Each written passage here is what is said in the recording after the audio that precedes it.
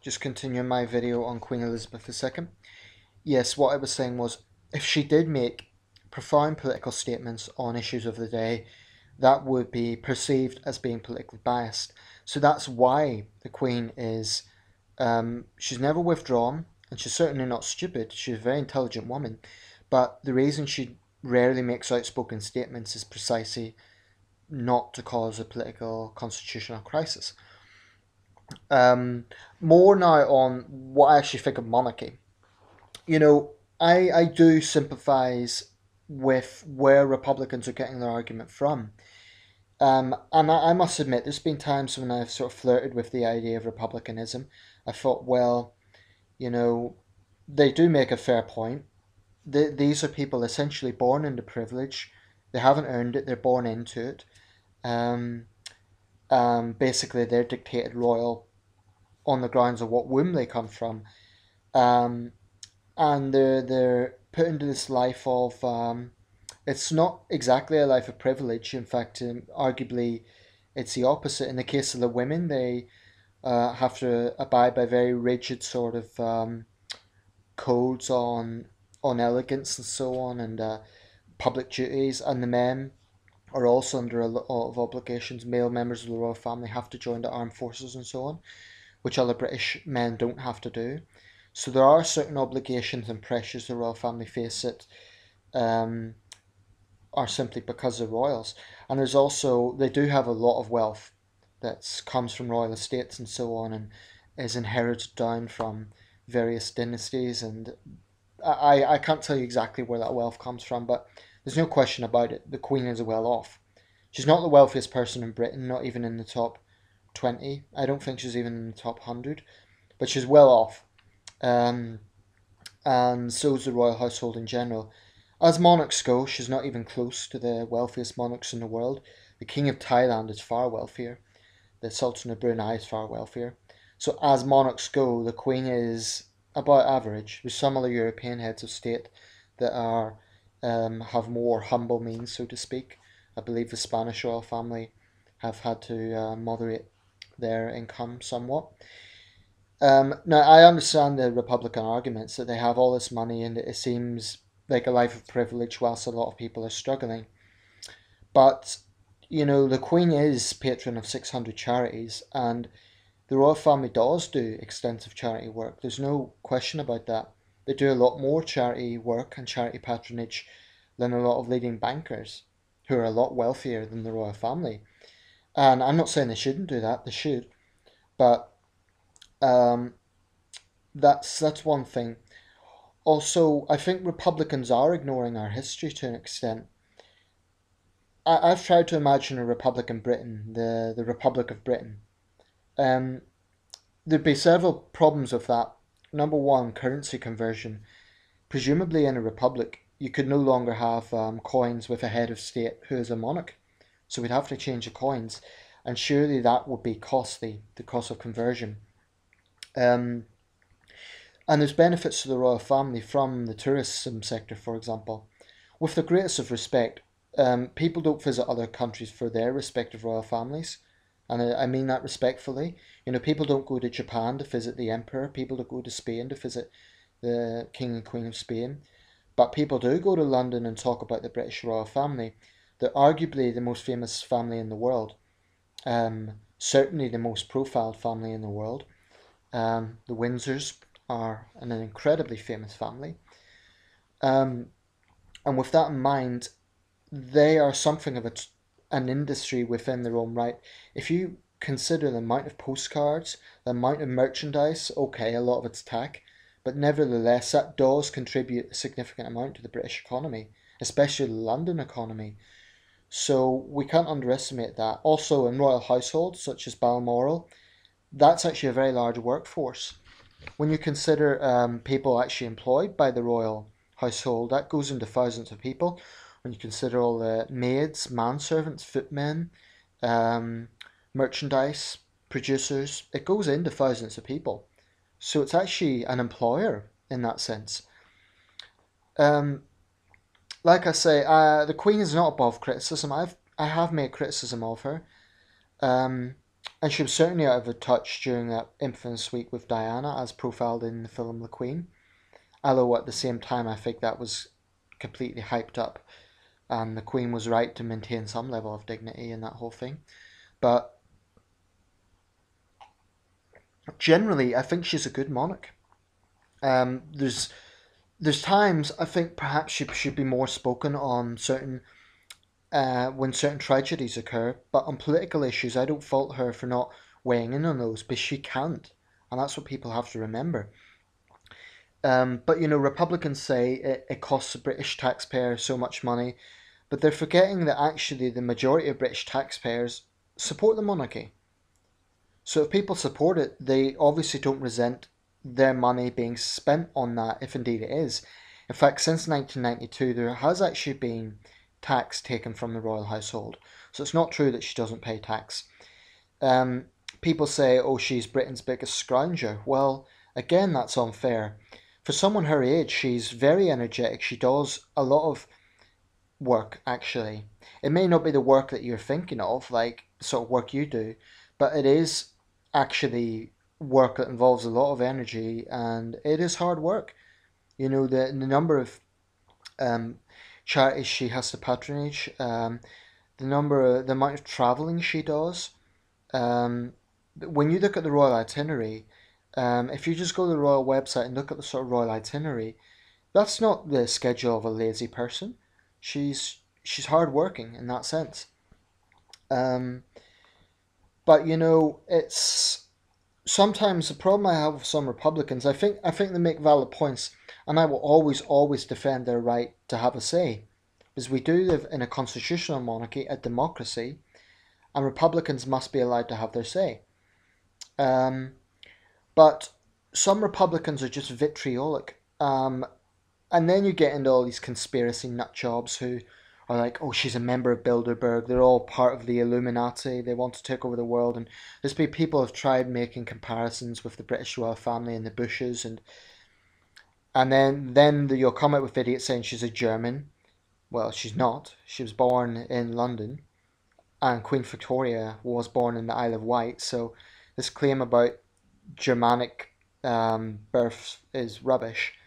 The British royal family does have Germanic background. The Hanoverian royal family, which Queen Victoria was a part of, was a Germanic house. But so what? I mean, at that time, European royal families were interlinked. So what if our British royal family um, has German heritage? I really don't care about that because it goes back much further than both world wars. And it's part of our interconnected history with Europe.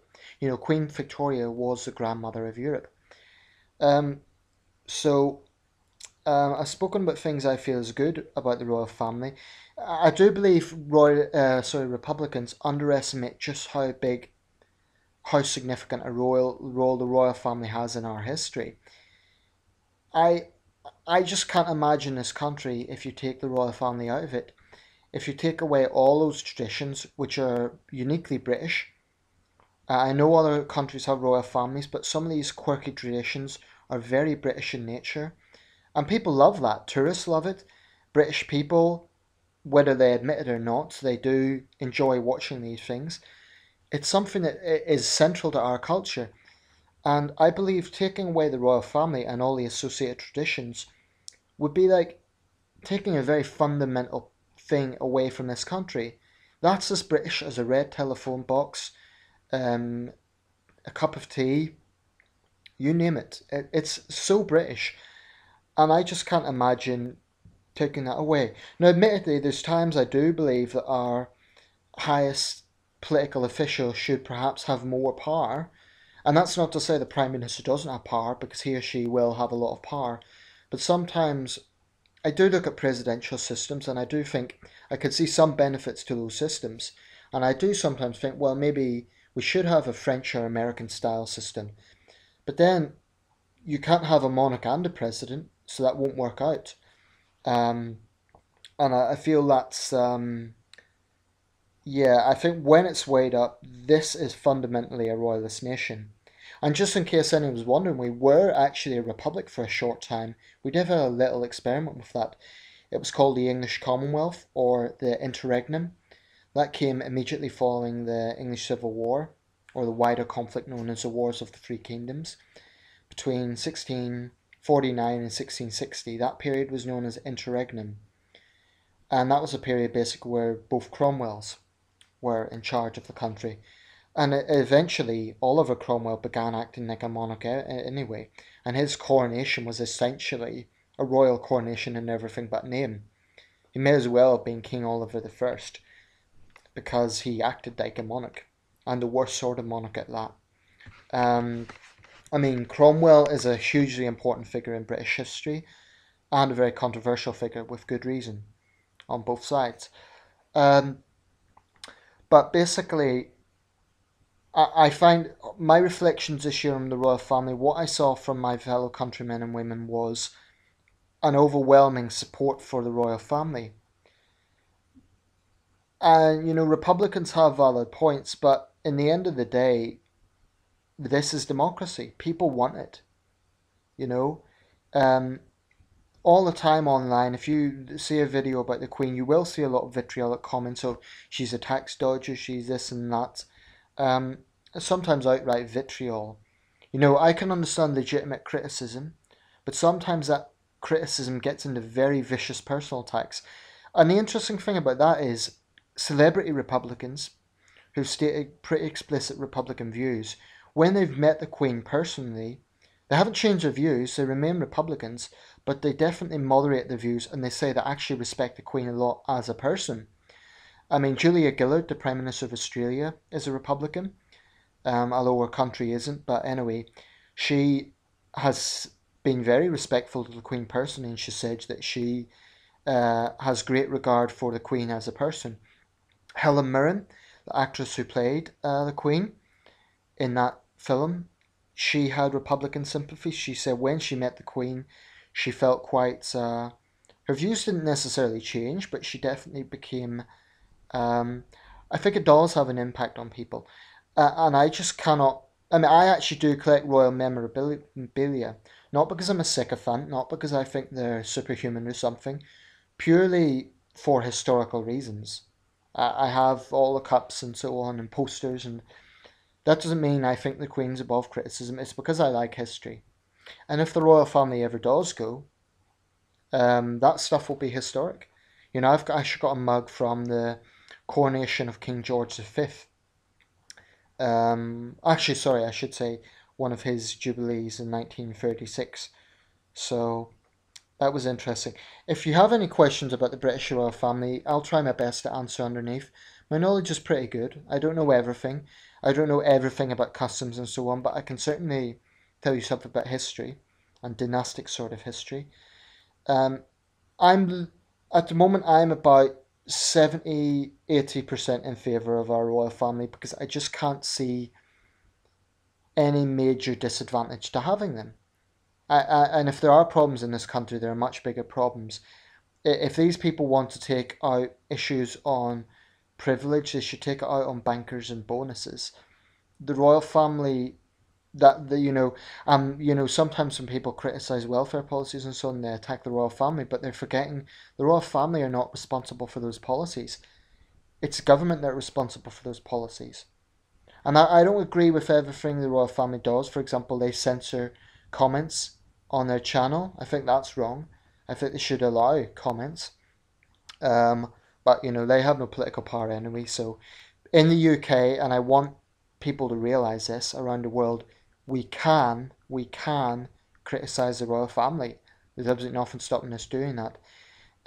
We are not Thailand, and I'm going to make another video about Thailand because I have strong views on their situation. But in Thailand, they have very rigid lèse-majesté laws. That's for another video. But thank goodness we don't have that. And if Britain ever does get into that situation where we get that sort of mindset, then I'll definitely become a Republican because that's definitely. And throughout history, some absolute monarchs have been just as bad as dictators, just another form of dictatorship. So anyway, getting near the bandwidth now, so I'll close it there. But this video is just a reflection on the Diamond Jubilee of Queen Elizabeth II. Incidentally, I was watching the Bond film Diamonds Are Forever earlier this year. There was a lot of commemorations, a very impressive Thames regatta, sort of very similar to the famous Canaletto painting. Thousands of barges on the Thames, hundreds. Anyway, getting near the end of the bandwidth, so that's it. One quick thing before, I should have really done this earlier. I hope I don't run out of time. Time's running out, but check out British coins. I'll put this up in a little intro because I don't have time. Okay, thanks.